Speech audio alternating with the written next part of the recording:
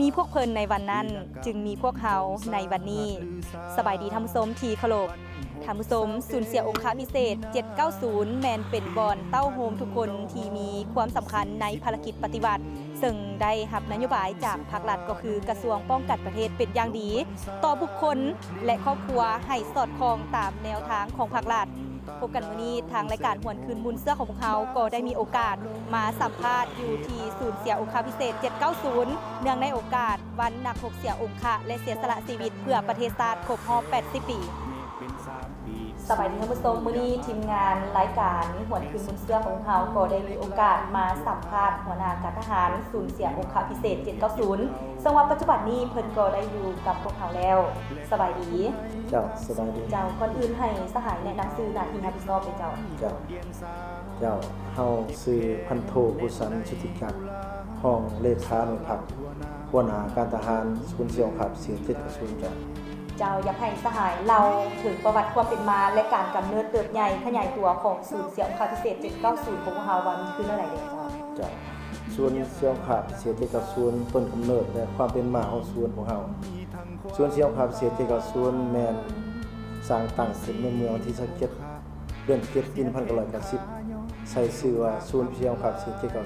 790และในปี1954ถึง55ถือว่าได้ถอนโฮมพนักงานเสียองค์ที่ถูกบาดเจ็บและเสียองค์ไปอยู่เขตเชิญเลียนแข้งแทงหัวประเทศเวียดนามเวลานั้นประเทศชาติของเฮาถือว่าพบความยุ่งยากและเตรียมกำลังปลดปล่อยแต่มาฮอดปี1975ถึง76หลังจากประเทศชาติครับการปลดปล่อยอย่างสมบูรณ์แบบภาครัฐบาลเห็นได้คุณงามความดีและความต่อพนักงานเสียองค์พิเศษและที่ยิ่งใหญ่เอาพนักงานเสียองค์พิเศษจากเขตเชิญเลียนแข้งแทงหัวประเทศเวียดนามกลับคืนสู่เขตที่มันแข่งเมืองยังใส่แข่งหัวพันโดยมาตั้งอยู่บ้านหน้าแท่นใช้ชื่อว่ากอง 18A มาฮอดปี1990แต่ว่าเห็นได้ผลงานความดีของพนักงานเสียองค์ที่มีผลงานต่อประเทศชาติบ้านเมืองและก็คือเสียสละชีวิตเสียสละเดือนเนื้อเพื่อการปฏิวัติและจึงยกย้ายกอง 18A มาอยู่บ้านไห้มัชธานีนครหลวงจันทร์จึงใช้ชื่อว่าศูนย์เสียองค์พิเศษ790ย้อนเห็นได้เนาะความนั้นรัฐบาลที่ก็คือกระทรวงป้องกันประเทศในปัจจุบันนี้และมาฮอดปี1993กระทรวงป้องกันประเทศตัวได้จัดตั้งปฏิบัตินโยบายต่อพนักงานเสียองค์พิเศษให้สอดคล้องตามแต่ละระยะมาฮอดวันที่17เดือน7ปี1993กระทรวงการต่างประเทศจะได้มอบโอนศูนย์แห่งนี้ให้กระทรวงแรงงานและสวัสดิการเป็นผู้คุ้มครองดูแลเบิ่งแย่งเป็นเวลา16ปีตามแนวทางของพรรครัฐมาฮอดปี2018โดยปฏิบัติตามข้อตกลงเลขาธิการศูนย์กลางพรรคว่าโดยการมอบโอนคุ้มครองนายและพลทหารนายและพลตำรวจพนักงานบำนาญพนักงานเสียองค์กลับคืนสู่กระทรวงป้องกันประเทศและมาฮอดวันที่24เดือน1 2020กระทรวงแรงงานและสวัสดิการสังคมได้มอบโอนศูนย์แห่งนี้ให้กระทรวงป้องกันประเทศอย่างเป็นทางการเพื่อสืบต่อจัดตั้งปฏิบัตินโยบายตามแนวทางนโยบายของภาครัฐเจ้าและศูนย์เสียองค์พิเศษ790ของเขานี้มีพละบทบาทคือเท่าใดเด้อแต่ว่าศูนย์เสียองค์790ของเขาเป็นบอนเต่าโฮมเอาหน้าและพลทหารที่เสียองค์กระถึกบาดเจ็บมาเต่าโฮมกันอยู่สถานที่แห่งนี้ในการต่อสู้กู้ชาติและปกป้องชาติและสร้างพัฒนาประเทศชาตินั้นซึ่งได้จัดเป็นประเทศพิเศษบ่สามารถช่วยเหลือตัวเองได้เสียกำลังกายและเสียกำลังแรงงานนับจาก 81% ขึ้น 500% เพื่อถอนโฮมเอาอยู่แห่งนี้มีความสะดวกสบายในการเบิ่งแยงเรียนทับใส่มาสะดวกสบายดีขึ้นและจัดตั้งปฏิบัตินโยบายตามแนวทางของภาครัฐวางออกถือว่าจำนวนคนของศูนย์ของเฮานี่ถือว่าทั้งหมดถือว่ามี143สหายมีพนักงานเสียองค์พิเศษ33สหายและพนักงานประจำการ64และงานดูแล46สหายทั้งหมดและศูนย์ของเฮาเป็น1หน่วยพักและมี4คะแนนการและก็1ห้องหมอ10เตียงซึ่งกับ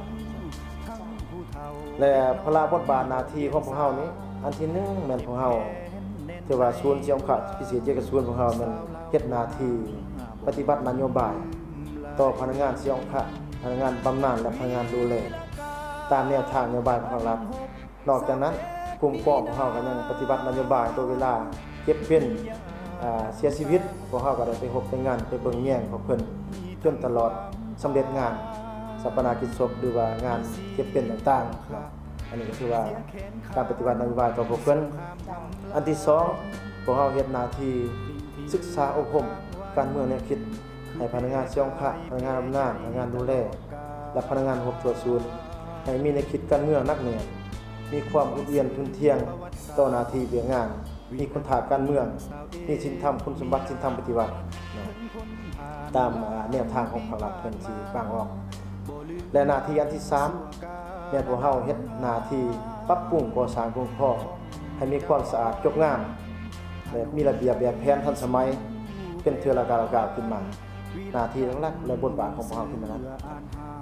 เจ้าและผ่านการจัดตั้งปฏิบัติในระยะผ่านมานี่ศูนย์เสียองค์การพิเศษ790ของเขาได้เฮ็ดสำเร็จหน้าที่ของตนและมีผลงานอันใดๆที่คนเด่นเจ้า ผ่านการจัดตั้งปฏิบัติเรื่องงานนโยบายเบิ่งแยงดูแลพนักงานเสียงพระและการคนเรียนเกี่ยวกับชีวิตการเป็นอยู่ของส่วนของเฮาเนาะในระยะผ่านมานี่คณะคณะศึกษาส่วนของเฮาที่ว่าได้ปฏิบัติตามแนวทางนโยบายของภาครัฐกันถึงวางออกเนาะอิงใส่ดำรัส272แต่ได้มีมันมาเปลี่ยนเป็น57ทับรบของรัฐบาลนั้นเช่นพวกเฮาได้สมทบกับกันถึงที่ว่าตั้งเพื่อนให้พวกเพิ่นอยู่จำนวน81หลังและมีระบบไฟฟ้าน้ำประปาซ่อมใส่อย่างสะดวกสบายและพวกเฮายังได้จัดสรรที่ดินให้พวกเพิ่นนั้นทำการผลิตโดยครอบครัวหนึงถือว่า 2,400 ตามเมตรต่อครอบครัวอันนี้ถือว่าพวกเฮาได้ปฏิบัตินโยบายอัน2ถือว่าได้ดูแลผู้เสียขะแม่นคันถึงมาสมทบกันคันถึงและได้กำหนดเอาเมียเพิ่นเป็นผู้ดูแลผู้ดูแลเพิ่นหลังจากเมียเพิ่นดูแลบ่ได้แต่แม่นพวกเฮาคันถึงกับสมทบกันคันถึงได้กำหนดเอาลูกหลานเป็นผู้ดูแลโดยแม่นเทียบให้กินเงิน30ปีและเทียบเท่ากับรัฐพรขั้นต่ำเนาะตัวนี้แต่ว่าพวกเฮาได้ปฏิบัติในนั้นเกี่ยวกับและส่วนพวกเฮานี้ถือว่าคันถึงเพิ่นยังได้ประกอบรถให้จำนวน8คันเพื่อรับใช้มีรถอัมบูลันซ์1คันเพื่อฉุกเฉินเนาะเอาเพิ่นส่งไปเพิ่นไปโรงหมอหั่นเนาะนี่คือว่าแต่การนโยบายเนาะนอกจากนั้นพวกเฮาเนี่ยได้สมทบกับกระทรวงการประเทศและบรรดากระทรวงต่างๆเสนอกันถึง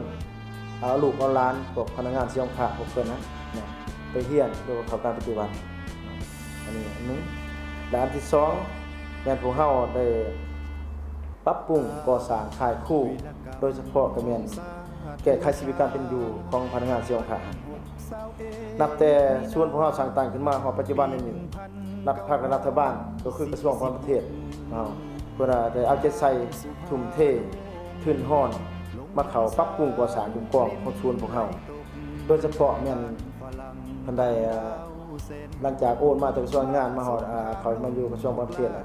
เพิ่นได้สร้างทางไปตรงให้พวกเฮาถือว่าความยาวหั่น 2,500 เมตรและก็ทางผู้ย่างความยาวถือว่า 1,400 เมตรนอกจากนั้นยังได้ติดตั้งพยังทางตามเส้นทางที่ได้ไทยไปตรงนั้นแล้วก็ซ่อมแป้งของการสโมสรของมอ10เตียงกะลารถสร้างน้ำมันประตูโค้งและเฮือนนอนผู้เสียงพระ81หลังนี่ถือว่าทางกันเทิงได้จัดตั้งปฏิบัตินโยบายต่อพวกเพิ่นนะและนอกจากนั้นพวกเฮายังได้สมทบกับกระทรวงการเงินตัวจกน้องป้าเลี้ยงปล่อยป้าและ3น้องแล้วก็ตั้งเฮือนนอนเผาน้องป้า1หลังเพื่อแก้ไขชีวิตการเป็นอยู่ของพนักงานนะครับในกลุ่มกองของเฮาและนอกจากนั้นพวกเฮาก็ยังได้สมทบกับกระทรวงการเงินที่ว่ามาตั้งฮอร์โมนเสื้ออัปปุประวัติศาสตร์เข้ามาหันเพื่ออ่านข่าวให้เพิ่นได้ฮู้เกี่ยวกับข่าวหนังสือพิมพ์ต่างๆอยู่ในกลุ่มกองของเฮาและยังได้สมทบกับรัฐวิสาหกิจป่วยพัฒนาที่ว่าสร้างตั้งโรงงานน้ำดื่ม จำนวน1หลังให้พวกเพิ่นที่ว่าแก้ไขชีวิตการเป็นอยู่ของเพิ่นและให้พวกเพิ่นได้ที่ว่าแต่ละมื้อเฮาจะได้จัดพนักงานไปส่งน้ำดื่มให้พวกเพิ่นได้กินเนาะถือว่ากินฟรีหั้นนะ บ่ได้เสียค่าใดๆทั้งนั้นแม้แต่ค่าน้ำค่าไฟอย่างก็ถือว่าได้เสียฟรีมั้ยต่อพวกเพิ่นอันนี้ถือว่าการนโยบายของภาครัฐบาลกันเถิงหรือว่ากระทรวงการท่องที่ว่ามีนโยบายต่อพนักงานเสียงคาคือในนั้นเนาะและนอกจากนั้นพวกเฮายังได้ขึ้นฮ้อนของกลุ่มกวงโดยเฉพาะเมืองสร้างหานค้าจำนวน1หลังเนาะเพื่อขายเครื่องให้เพิ่นรับใช้เพิ่นได้อัน2แล้วพวกเฮาก็ได้เทเดินบ้านทรงแล้วก็ได้ก่อน้ำดอกไม้ประดับประดาขายคู่ให้มีความสะอาดจงงามคือสโมสรของการต่างๆพวกเฮาก็ได้ประดับประดาให้มีความสะอาดจงงามโดยมันยิ่งใช้ติดชื่อนำของหองการเมืองกับเมืองกันเมืองว่าการก่อสร้างโนทัศน์กับไซต์พื้นที่นั่งแนวและที่พันกับการก่อสร้างกลุ่มกองทางธรรมนักปฏิบัติธรรมในกลุ่มกองของเราเจ้าและทางนี้อยากให้สหายแสดงความรู้สึกในโอกาสวันนักรบเสี่ยวขาดและเสียสละชีวิตเพื่อประเทศชาติครบรอบ80 ปีที่จะมาถึงเจ้าเฮาถือว่าความรู้สึกของข้าพเจ้าถือว่ามีความรู้สึกภาคภูมิใจดีใจที่เห็นทางข่าวโทรทัศน์ทางสนดาวที่ได้มาสัมภาษณ์ความรู้สึกของท่านถือว่าเฮาในนามนายทหารบุญสืบทอดต่อภารกิจปฏิวัติเนื่องในโอกาสวันนักรบเสียวขาดและเสียสละชีวิตเพื่อเนื้อประเทศชาติเห็นบางพวกเพิ่นแม่นนักรบปฏิวัติผู้หนึ่งที่มีโดดเด่นองอาจกล้าแก่งพวกเพิ่นมีความกล้าหาญยอมเสียสละแม้แต่ชีวิตชีพบ่เสียดายทุกสิ่งทุกอย่างเพื่อการปฏิวัติและเพื่อประเทศชาติอย่างแท้จริงพวกเฮารุ่นสืบทอดจะต้องได้ห้ามเฮียนเอาบทเรียนอันประเสริฐมุ่นเสือถาเทปฏิวัตินำใจพิลาหารทักษะองค์อาจกล้าแจ้งความเด็ดเดียวเหนียวเนี่ยและความต่อสู้บ่ยอมจำนนความเสียสละเรือเพื่อประเทศชาติคือดังที่ว่ามีพวกเพิ่นในวันนั้นจึงมีพวกเราในวันนี้กษัตริย์ข้าพเจ้าตั้งหน้าคณะพัฒนาชาติตั้งหน้าพนักงานเสียงขาพิเศษตั้งหน้าพนักงานบำนาญและนักพบตัวศูนย์ขอแสดงความขอบใจผู้บุญคุณมันยังการนำพลังกันเทิงก็คือกระทรวงต่างประเทศขออวยพรแด่กระทรวงต่างประเทศมีสุขภาพแข็งแรงมีอายุมั่นขวัญยืนปราศจากโรคภัยเกิดนำพาประเทศชาติด้วยกระทรวงกล่าวถึงยามยืนยันอวยพรพนักงานเสียงขาพนักงานบำนาญตลอดทั้งวันนะครับในขอบเขตทั่วประเทศจงมีสุขภาพแข็งแรงเป็นเสาหลักให้แก่บุรุษโบราณรุ่นสืบทอดเจ้าหัวขอบใจท่านผู้ชมระยะนี้ไปพักชมโฆษณากันก่อนแล้วจึงกลับมาพบกันในระยะต่อไปของทางรายการนำพาปวงชนลาวทั้งชาติดำเนินภารกิจเปลี่ยนแปลงใหม่รอบด้านที่มีหลักการผลักปกปักรักษาประเทศชาติไว้ให้มั่นคงก่อสร้างระบอบประชาธิปไตยให้บรรลุตามจุดหมายสังคมนิยมเฮ็ดให้ประเทศชาติมั่งคั่งเข้มแข็งประชาชนทางนี้ผาสุขสังคมมีความสามัคคีเป็นปึกแผ่นประชาธิปไตยยุติธรรมและสีวิไลท่านผู้ชมกับเข้าสู่ในระยะที่2ของทางรายการนี้เฮาจะพาประธานมาสัมภาษณ์พนักงานอาวุโสบำนาญสบายดี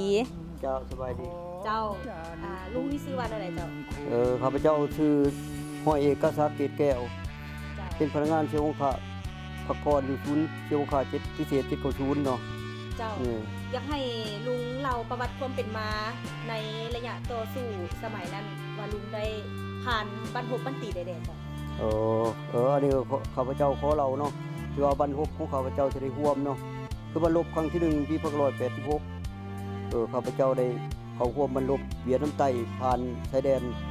สารวัตรเด้อันนั้นข้าพเจ้าก็ได้เข้าร่วมกระบวนการบรรลบอย่างรู้เดือดที่ผู้ลบปุ๊บเนาะในเวลานั้นเนาะต่อมาอันนี้ฮอดปี2587ข้าพเจ้าก็ได้เข้าร่วมบรรลบโปแตนในครั้งนั้นก็ถือว่ารู้เดือดพอสมควรเนาะก็ได้ชัยชนะอย่างสมบูรณ์ในเวลานั้นก็เป็นว่าข้าพเจ้าก็ได้เข้าร่วมในบรรลบครั้งที่3ก็คือ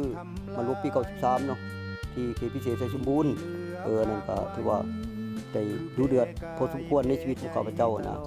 อันนั้นเป็นบรรลุครั้งสุดท้ายเนาะที่ข้าพเจ้าได้เข้าร่วมก็เลยได้มาพักผ่อนอยู่ที่ชื่อว่าพิเศษ790แห่งนี้คือนั่นแหละ เจ้าและลุงคิดว่าบ้านโฮบใดที่ว่าลุงเข้าร่วมเป็นดุเดือดที่สุดสำหรับชีวิตของลุง โอ้เนี่ยก็คือ87กับ88เนาะที่บ่แตนข้าพเจ้าก็ได้ดูเดือดที่สุดอยู่ในหั่นเนาะแต่ว่าบรรสุดท้ายนี่ที่ข้าพเจ้าได้เชี่ยวองค์ข้านี่ก็ดูเดือดพอสมควรอยู่เพราะว่าเฮาบ่ฮู้จักภูมิประเทศของเขาเนาะที่ว่ามันเป็นผู้สูงชั้นเด้อันนั้นข้าพเจ้าก็ดูเดือดอยู่พอสมควรในบรรชีวิต เจ้าและบรรพบในปี1987หา88อยู่ที่บ่อแสนนี่ลุงได้เฮ็ดหน้าที่หยังจ้ะ โอ้ได้เวลาอันที่ว่าข้าพเจ้าไปเขาบรรลุ7ต่อ88อยู่บ่แตนนะข้าพเจ้าได้เป็นสืบข่าวที่พิเศษเนาะในเวลานั้นก็ได้อยู่ตามชายแดนลาวไทยนั่นแหละประจำบ้านกับศัตรูด้วยกงในเวลานั้นคือนั่นน่ะข้าพเจ้าประจำอยู่บ่แตนนี่พอดี22มื้อพอดี22วันก็ได้ปลดปล่อยลูกเก่าอย่างเป็นทางการแล้วก็จากนั้นก็ได้ปกปักรักษาอีก1อาทิตย์เนาะที่น้ำเฮืองคือนั่นแหละ เจ้าและท้ายนี้ลุงอยากฝากข้อคิดหรือว่าบทเรียนใดถึงพนักงานระบบสืบทอดให้มีคนคิดปกปักรักษาและสร้างสรรค์พัฒนาประเทศชาติเราต่อไป อันนี้เป็นว่าอยากฝากฟังถึงที่ว่านักรบรุ่นใหม่เนาะหรือว่าพนักงานของพวกเฮาที่สืบทอดนะอยากให้มีสติระวังตัวเนาะที่ว่าทำเฮียนเพื่อสืบทอดและสิ่งที่มันดีแหละเพื่อปกปักรักษาประเทศชาติให้มันคงแหละให้แข็งแกร่งเนาะเพื่ออธิปไตยของพวกเฮานะให้มันมีการแทรกซ้อนเนาะที่ว่าปลอดภัยนั่นแหละคือนั่นน่ะจะฝากฟังถึงนั่นเนาะให้มีสติระวังตัวต่อกับคนอุบายศัตรูต่างๆที่เขามาอยู่ในเขตชายแดนของพวกเฮานะ และอีกนึงเนาะอยากถามความรู้สึกว่ามีความรู้สึกใดต่อภาครัฐเนาะที่เพิ่นก็เห็นได้ความหมายความสำคัญได้มีนโยบายหรือว่ามีความสะดวกต่างๆให้ อันนี้ถือว่าข้าพเจ้าก็ถือว่ามีความดีอกดีใจเนาะที่ว่าได้เสียองค์ข้าแล้วเนาะภาครัฐทันเทิงที่ว่าก็บ่ได้ทิ่มได้ป้าได้เบิ่งแย่งตลอดมาและนับแต่บนการอยู่เช่าเนาะอีหยังต่างๆเฮือนซ่านหรือว่าดินดอนต้นหญ้านี่เพิ่นก็บ่ได้ปะละลายอย่างใดในการช่วยเหลือทุกปีเนาะที่ว่าวันสังตั้งก็คือวันเสียองค์ข้าสละชีวิตพวกเพิ่นก็บ่ได้ปล่อยปละละลายเนาะที่ว่าได้เอาใจใส่เบิ่งแย่งแก่พวกข้าพเจ้าที่เสียองค์ข้าพิเศษนะอันนี้นี่มันสุดที่ความภาคภูมิใจนำภาครัฐกันถึง ขอจารึกบุญคุณ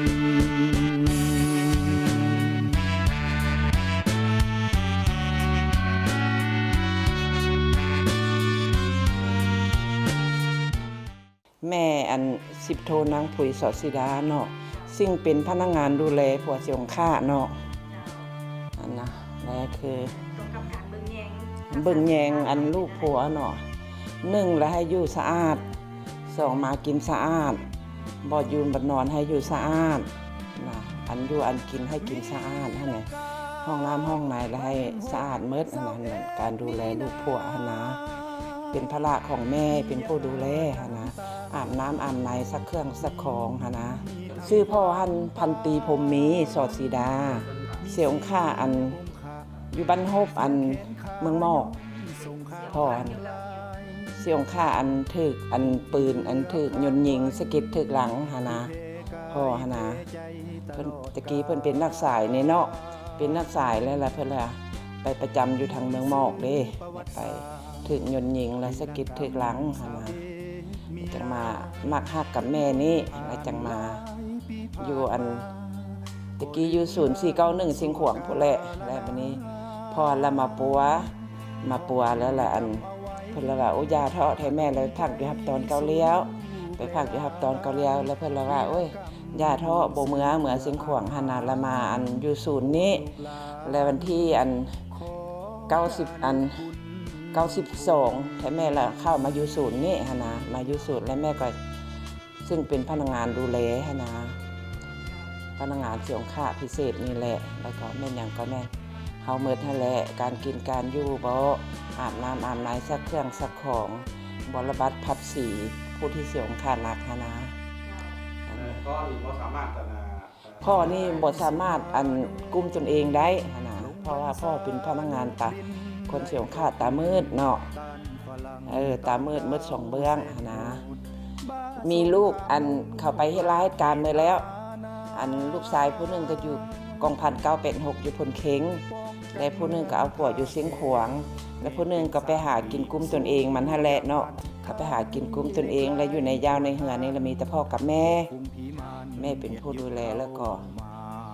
บ่มีแต่พ่อกับแม่นี่แหละอยู่ยาวอยู่เหือนนี่นะแล้วก็มีนโยบายอันแล่นเวียดแล่นงานเนาะมีลูกหลานอยากไปเฮ็ดเวียดเฮ็ดงานก็แม่นเพิ่นก็มีนโยบายนะบ่ขิงควมให้นะ